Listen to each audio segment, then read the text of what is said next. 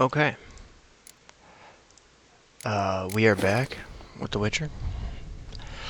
This time we're doing just a little synopsis video, and we gotta figure out why our game is lagging so hard. That's crazy.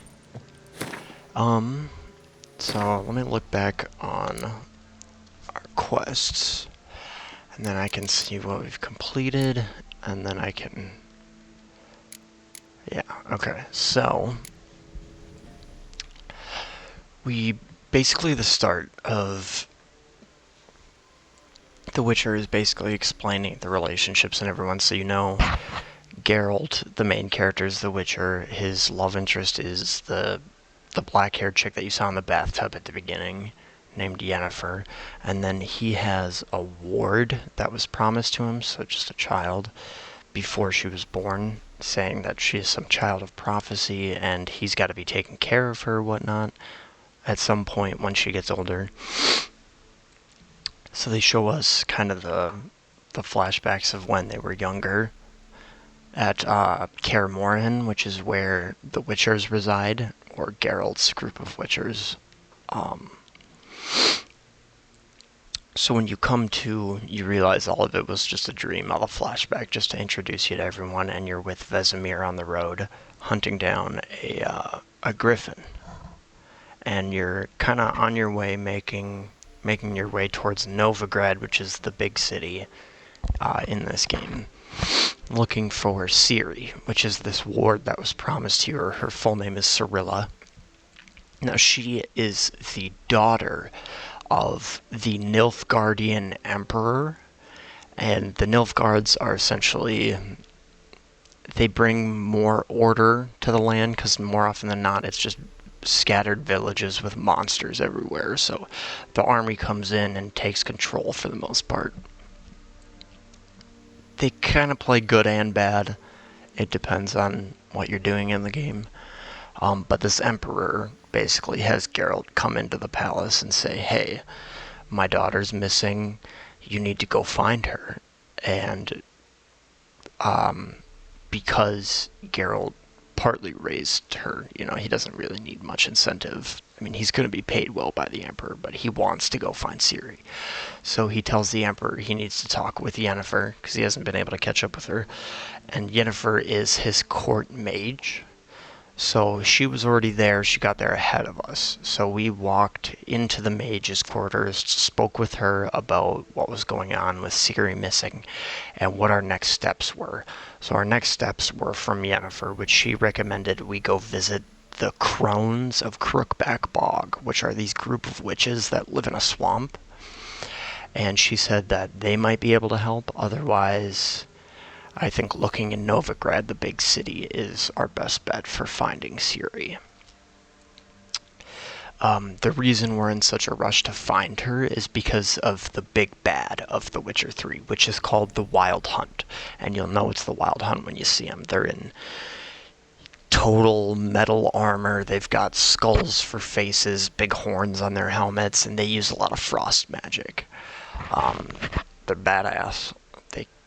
They fuck shit up, and you don't want to mess with them. And they're very interested in Ciri's power and her prophecy, so they're trying to hunt her down and kidnap her. And I honestly forget what they want to do with her, but we basically want to get there before she does. So we were on our way. We ran into them during a mission, and we also ran into a witch that was one of our friends from the past, and her name is Kira Metz. I think she might pop up one or two more times in the game, or however often, but she was helping us track Ciri as well. So we just finished that specific mission. We've got, I mean, if you look at the screen here up above, we got plenty of missions to do. These are just the completed ones. So what I'm basically going to be doing starting off is I'm going to be going through looking for the lowest level out of all these missions and slowly trying to collect experience to level up, because if you look at the top right, we're level 5. And that's not a lot. You can get to be around like level 40 or 50, I think, in this game is max level, so we definitely have a ways to go. for character progression. This is kind of a mess right now. It's not really what I want it to be. What I'm going to be doing this playthrough is doing a magic playthrough. I've never done magic in The Witcher, so I'm going to be trying to do a lot of spells this time around. Should be flashy and interesting. We're playing on the Blood and Broken Bones difficulty, so meditating does not regenerate our health. Only food items does, and any potions we make. And then, yeah, that's pretty much it. We've got, our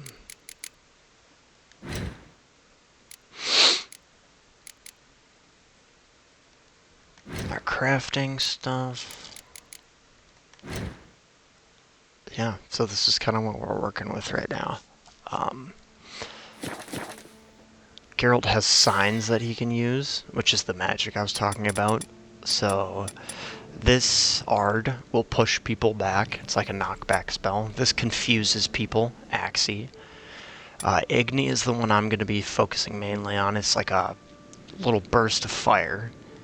I want to get that upgraded. Quen is like a shield, so it protects you from one hit. And then Erden is like a little circle you'll place down, and any enemy who walks into that circle will be slowed. So while they're moving in slow motion, it gives us a chance to get off more attacks than usual. I think that pretty much covers the kind of catching up to where we were. I'm collecting a lot of Gwent cards. That's the mini game for this game. You'll be seeing me play that a lot.